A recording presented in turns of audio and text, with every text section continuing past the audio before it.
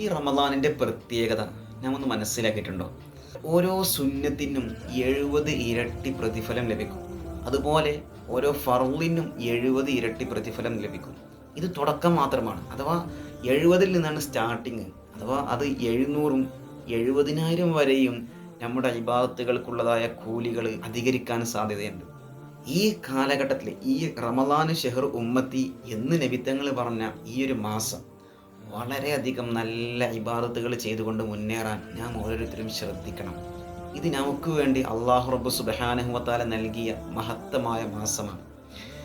ഈ മാസം നമ്മിൽ നിന്ന് വിട പറഞ്ഞാൽ അടുത്ത റമദാനിലേക്ക് നമ്മൾ എത്തുമോ എന്ന് എനിക്കും നിങ്ങൾക്കും സംശയമാണ്. കാരണം നമുക്ക് ആർക്കും ഒരു ഉറപ്പില്ലാത്ത, ഒരു ഗ്യാരണ്ടി ഇല്ലാത്ത ഒരു ജീവിതമാണ് നമ്മുടേത്.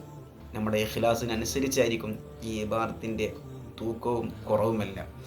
അതുകൊണ്ട് ഇഖ്ലാസോട് കൂടെ അമൽ ചെയ്യുക. അസ്സലാമു അലൈക്കും.